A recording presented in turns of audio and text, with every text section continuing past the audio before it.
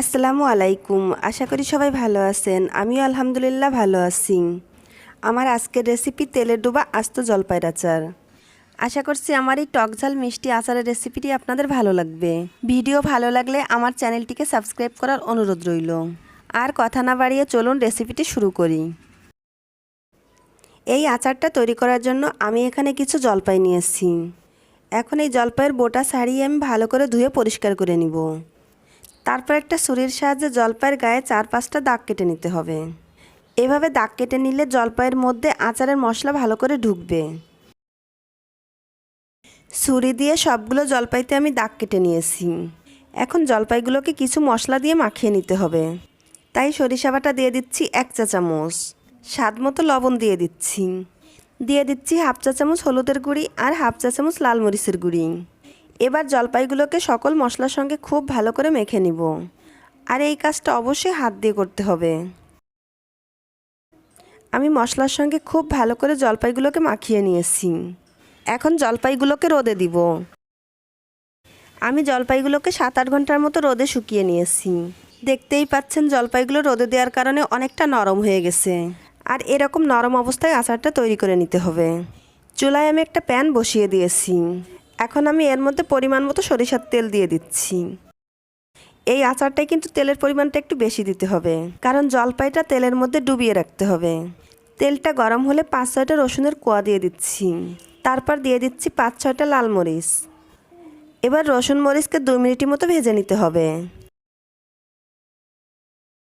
আমি রসুন মরিচকে 2 মিনিটের মতো ভেজে নিয়েছি। এবার এর মধ্যে দিয়ে দিচ্ছি 1 চা চামচ রসুন বাটা, 1 চা চামচ আদা বাটা।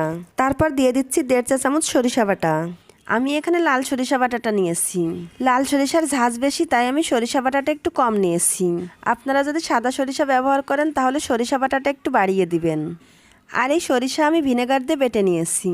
এতে করে জলপাইটা তাড়াতাড়ি সিদ্ধ হবে, তাছাড়া আচারটাও দীর্ঘদিন ভালো থাকবে। এখন এই মশলাগুলোকে খুব ভালোভাবে কষিয়ে নিচ্ছি। বাটা মশলাকে ভালোভাবে কষিয়ে নেওয়ার পর দিয়ে দিচ্ছি স্বাদ মতো লবণ।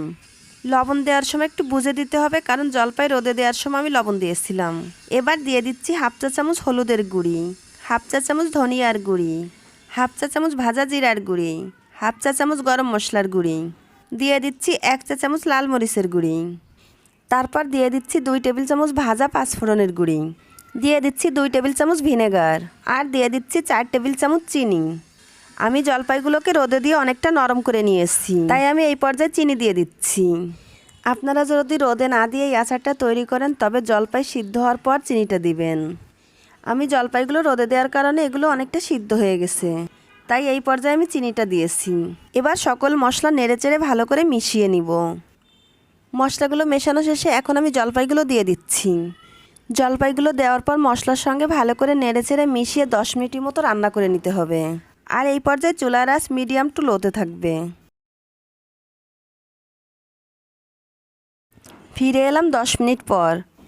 এরই মাঝে জলপাইগুলো পুরোপুরি সিদ্ধ হয়ে গেছে। এবার এর মধ্যে 1 চা চামচ ভাজা পাঁচফোড়নের গুঁড়ি আর 1 চা চামচ বিট লবণ দিয়ে দিচ্ছি। বিট লবণটা দেওয়ার কারণে আচারের স্বাদ দ্বিগুণ বেড়ে যাবে। মশলাগুলোকে আচারের সঙ্গে নেড়েচেড়ে মিশিয়ে আরও 2 মিনিটের মতো রান্না করে নিব। আচারটা এখন পারফেক্টভাবে তৈরি হয়ে গেছে। এখন আচার ঠান্ডা করে কাচের বয়ামে রেখে সংরক্ষণ করা যাবে 1 বছর পর্যন্ত। এই আচারটি খিচুড়ি, পোলাও কিংবা সাদা ভাত সব কিছুর সাথেই খেতে খুবই সুস্বাদু এবং মুখরোচক লাগে। আশা করছি আমার এই আচারের রেসিপিটি আপনাদের খুবই ভালো লেগেছে। ভালো লাগলে আমার ভিডিওটাতে একটা লাইক দিবেন, কমেন্ট করবেন আর বেশি বেশি শেয়ার করবেন। আজ বিদায় নিচ্ছি। সবাই খুব ভালো থাকবেন। আমার এবং আমার ফ্যামিলির জন্য দোয়া করবেন। আল্লাহ হাফেজ।